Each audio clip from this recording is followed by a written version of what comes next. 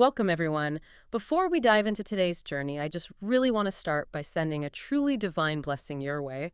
May you have a beautifully blessed day today, and may the entire week ahead be filled with grace, purpose, and peace for you. Absolutely. It is so wonderful to be sharing this time together.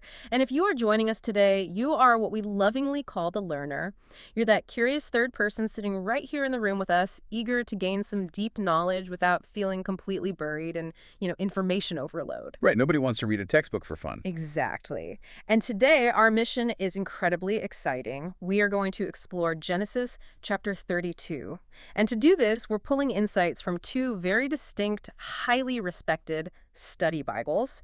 That's the Holman Study Bible and the NAA Study Bible. It is great to be here. And what a phenomenal section of text we have in front of us today. It really is. Yeah, because when you synthesize the historical context, the geographical notes, and all those little linguistic nuances from both of these sources, this ancient text absolutely just comes alive. It's a text that demands we look closely at the messy reality of human fear and divine encounter. It's a striking narrative because let's set the scene here. What we're looking at is arguably one of the most dramatic, action-packed nights recorded in ancient literature. Oh, without a doubt. We've got paralyzing fear, we have massive calculated bribes, a really tense midnight river crossing, and quite literally a physical wrestling match with God. Sounds like a movie script. It really does. So to help guide us through the theological depth and, well, the fascinating Hebrew wordplay hidden in this narrative, I'm joined by our resident expert. Let's jump right in. Okay, let's unpack this. Let's do it. So Jacob is finally returning to his homeland of Canaan after 20 long years away. He's just had this incredible supernatural vision of God's angels at a place he ends up naming Mahanaim.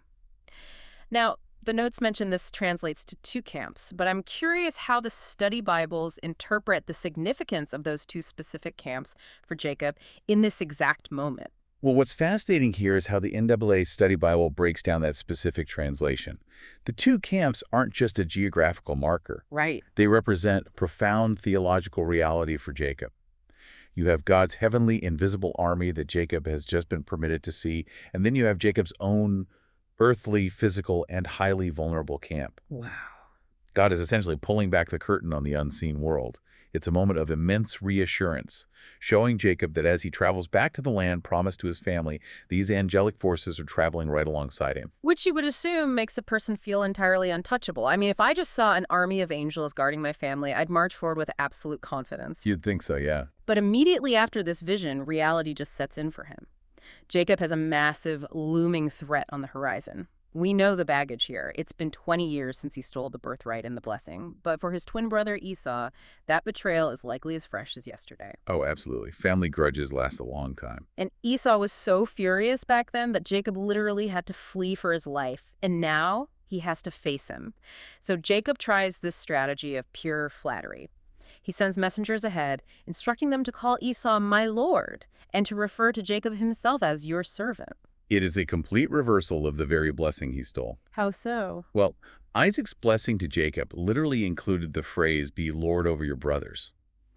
By voluntarily bowing down verbally and calling himself the servant, he's attempting to retroactively undo the social hierarchy he manipulated 2 decades prior. That's a huge shift for the guy who stole the prime blessing. Exactly. But that flattery doesn't seem to have the intended effect, because the messengers return with news that Esau is already on his way to meet him, and he has 400 men with him. I really want to pause on that number for you, the learner listening right now.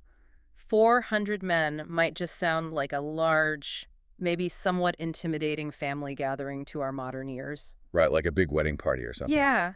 But reading through the historical context in the NAA notes, that number carries a very specific, terrifying weight in the ancient Near East, doesn't it? It absolutely does.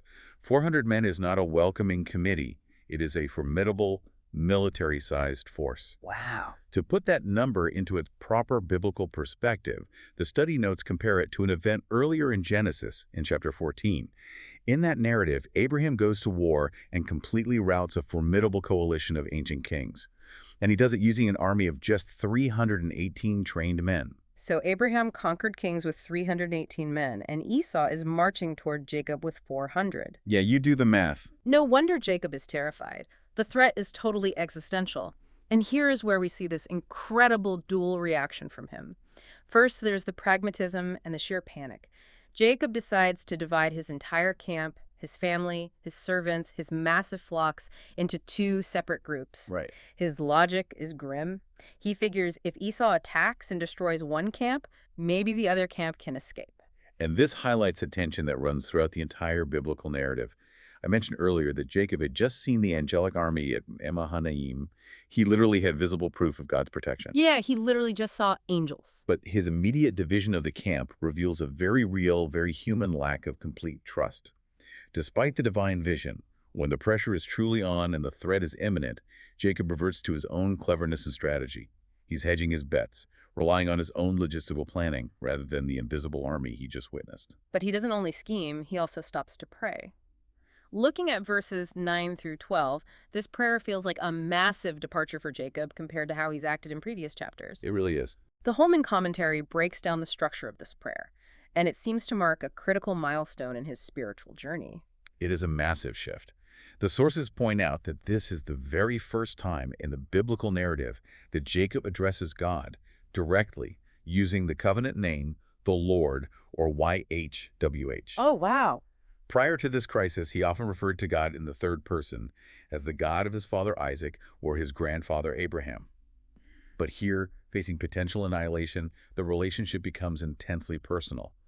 And the prayer itself is brilliantly structured with three key elements that show a growing maturity. I actually noticed that structure in the notes. First, he acknowledges his own complete unworthiness. He explicitly states that he is unworthy of all the mercies and faithfulness God has shown him. Right. Then he gets straight to the point and begs for deliverance from Esau, admitting his deep fear for his own life and the lives of the mothers and children.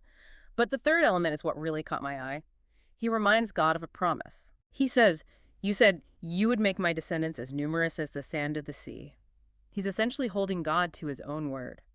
Is a remarkably bold way to pray. But it shows a profound shift from the tricky, deceitful Jacob of the past to a man who is beginning to realize he is entirely dependent on God's covenant promises. He's not trying to earn it anymore. Exactly. He isn't claiming he deserves to be saved. He's claiming that God's own reputation and promises are on the line.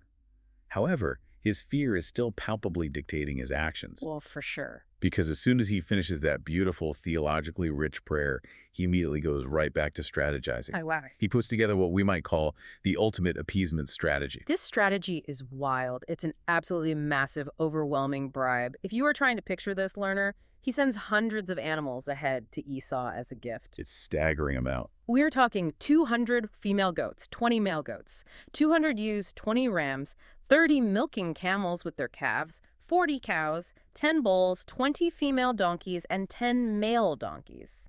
In the ancient economy, this is a staggering, almost incomprehensible amount of wealth just handed over freely.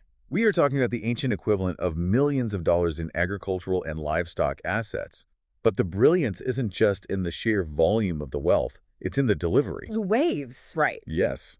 The sources detail the specific psychology behind this. Jacob doesn't just send one giant, chaotic herd toward his brother. He deliberately divides these animals into distinct, carefully spaced out groups.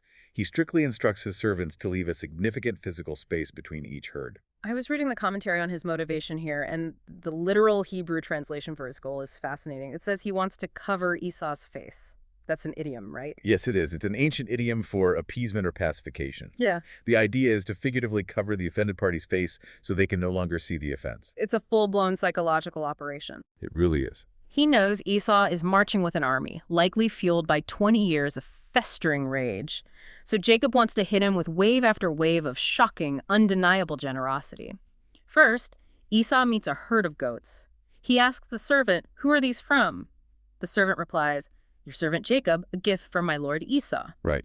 Then Esau walks a bit further, his anger maybe subsiding a tiny fraction, and boom, he hits a massive herd of sheep. Same message. Then he walks further and hits the camels, then the cows. It's a highly calculated effort to entirely exhaust and wear down his brother's anger before they ever make eye contact. It's a testament to Jacob's lifelong reliance on his own cunning. So Jacob has launched this massive psychological operation with the animals. But he's not just sitting around waiting for the results. No, he's staying busy. He uses the cover of darkness to move his family across the ford of the Jabbok River.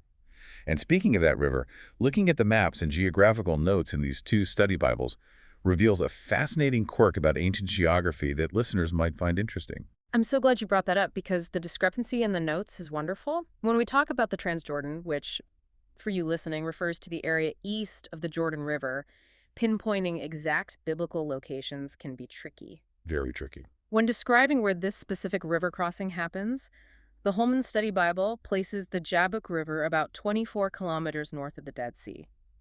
But the NAA Study Bible places it roughly 39 kilometers north. What's fascinating here is that 15-kilometer difference is such a great reminder of the beautiful, slightly messy nature of ancient biblical mapping. It really is. We are piecing together topographies from millennia ago. While scholars agree on the general region of the Transjordan and the major waterways, the exact pinpoint kilometers can vary based on different archaeological interpretations, shifts in riverbeds over thousands of years, and differing textual traditions. It's not an exact science. No, but it keeps the study of these texts incredibly dynamic. You aren't just reading a static, closed book. You are engaging with an ongoing active field of historical scholarship. It definitely keeps things lively. Now, before we get to the other side of that river, I have to point out a detail from the Holman notes about this crossing that is honestly a little dark, but almost tragic in its blunt reality. Yeah, this part is intense. Jacob sends everything over the river, his wives, his children, his possessions, and then he just stays behind alone on the other side. The ultimate human shield strategy. Exactly. The commentary suggests he deliberately places his entire family as a physical, protective barrier between himself and Esau's approaching army. It really shatters that pristine, idealized, holy patriarch image we often project onto these figures. His self-preservation instincts were overriding everything else. He is quite literally putting his wives and young children in the line of fire first. It's a very raw, very unflattering look at his character. It's very human. Which brings us, learner, to the main event of this text, the pinnacle of this deep dive, the midnight scene at the Jabbok. Imagine being in Jacob's shoes here. You are completely alone on your side of the river. It is pitch black. You're exhausted. You are exhausted from moving hundreds of animals and people. You are terrified of the army coming tomorrow, and you are completely isolated in the wilderness. And suddenly, out of nowhere, an unexpected attacker engages him in the dark. It's an absolute ambush. And they wrestle, physically and violently, until the break of dawn. And here is where the literary brilliance of the original text shines through in a way that translations often miss. Oh, I love this part. The NAA source breaks down an incredible phonetic wordplay happening in the original Hebrew right at this moment. In an oral culture, where these stories were spoken and memorized long before they were written down, authors used sound to link concepts together. Right, for memorization. Exactly. Here you have the name of the man Jacob, which is Jacob. You have the name of the river they are to decide, the Jabbok, which is Yabok. And the Hebrew word used for wrestled is yagak. Yagub, yagak. That is amazing. The words themselves are wrestling with each other. It is a literary masterpiece of sound and meaning. The very language of the text acts as a mnemonic device that mimics the tangled, intertwined, struggling nature of the physical fight itself. That is so cool. The man, the place, and the action are all completely fused together in the poetry of the Hebrew language. It signals to the listener that this location, this action, and this man are about to become permanently inseparable. One thing that stood out to me in the notes is how incredibly physical this encounter is. It's so easy for modern readers to treat this as a metaphorical dream sequence or an internal, purely spiritual struggle in Jacob's mind. But what do the study sources say about the physical reality of this fight? The sources are emphatic that this was a gritty, tangible reality. It wasn't a vision. The text anchors the event in physical space and bodily consequences. She actually gets hurt. Yes. As the fight drags on through the night, the man, who the text will later reveal as a divine manifestation, sees that Jacob is not giving up. He cannot simply overpower Jacob without utilizing divine authority. So this opponent touches Jacob's hip socket and actually physically dislocates it. The physical trauma proves the reality of the encounter. And the study Bibles feature some fascinating commentary on the identity of this wrestler, don't they? Because there is a rich theological debate here. The text initially just calls him a man, but later the prophet Hosea refers to him as an angel, and Jacob himself concludes he was wrestling with God.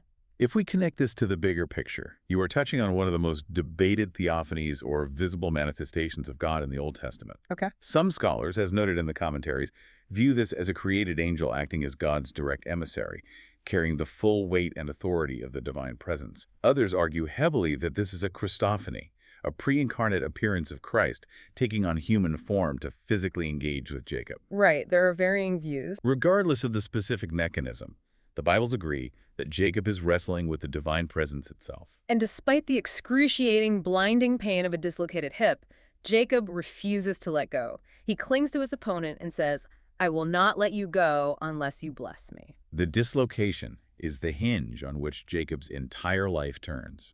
Think about the significance of what he's doing, learner. For his entire life, Jacob's nature was to scheme, to manipulate, and to steal what he wanted. Always finding a loophole. Exactly. He stole his brother's birthright with a bowl of stew. He tricked his blind father into giving him the blessing using goat skins. But here, physically broken, completely exhausted, and unable to fight back offensively, his strategy fundamentally shifts. He stops fighting and starts clinging. Yes, he is desperately clinging to the divine to ask for a blessing. He realizes finally that he cannot scheme his way out of this one. He must rely entirely on divine grace. Here's where it gets really interesting. The adversary stops the struggle and asks Jacob a question. He says, "What is your name?" Now, if this is a divine being, he obviously knows Jacob's name, so why force him to say it? I read that differently than just a simple introduction. It seemed to suggest a forced confession. That is exactly how the commentaries frame it. By stating his name aloud, Jacob is being forced to publicly admit his true foundational nature. The trickster. The name Jacob literally means supplanter, heel catcher, or cheater. When the adversary asks for his name, he isn't asking for identification, he is demanding a confession. Jacob has to confess who he has been for his entire life. He essentially has to say, "I am Jacob, I am the cheater, I am the manipulator." He has to own his baggage before he can drop it. Yeah. And the moment he admits that, the adversary changes his identity entirely. He says, "Your name will no longer be Jacob, but Israel." The sources explain that the name Israel carries deep theological meaning, right? Profound meaning. The notes explain that Israel translates roughly to, "he struggles with God," or perhaps more accurately in the context of his future descendants, "let God rule." Let God rule. I like that. It perfectly encapsulates Jacob's lifelong resistance and struggle against God's methods, but it also seals his new, hard-won reliance on the divine. He's no longer the man who manipulates behind the scenes. He's the man who has directly wrestled with God and lived, marked forever by his dependence on him. And Jacob recognizes the sheer, terrifying magnitude of what just happened. He names the geographical place where they wrestled Peniel, and Peniel means face of God. The theological weight of that realization cannot be overstated. In the ancient Near Eastern mindset, and heavily emphasized throughout the entirety of the Old Testament, it was a foundational belief that no human being could see the face of God in its full glory and survive the encounter. It was an automatic death sentence. Right. We see this explicitly stated later in Exodus chapter 33, verse 20, where God tells Moses, "No one may see me and live." So when Jacob realizes the true divine identity of his wrestling partner in the morning light, he is absolutely astounded. He can't believe he's alive. He says, "I have seen God face to face, and yet my life was spared."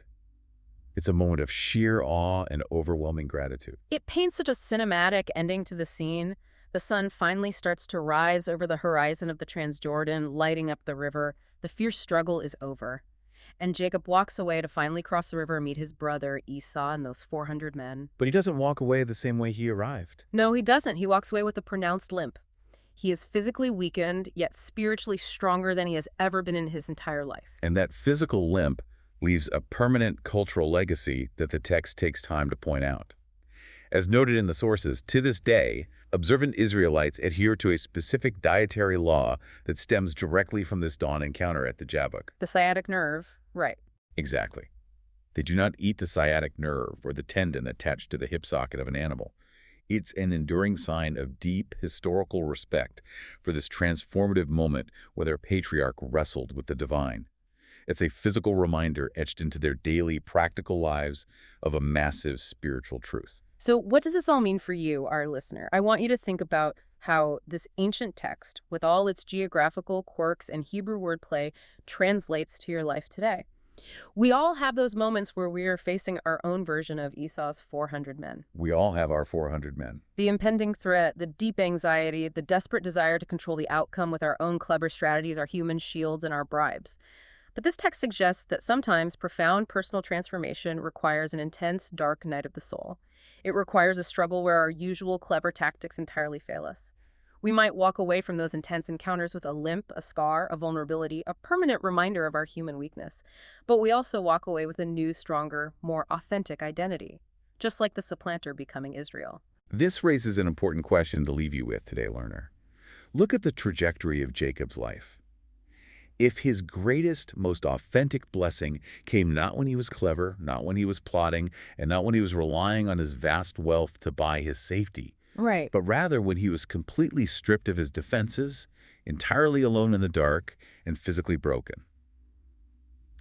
What does that say about where our true strength lies when we are facing the 400 men marching toward us in our own lives? May God bless all you listeners.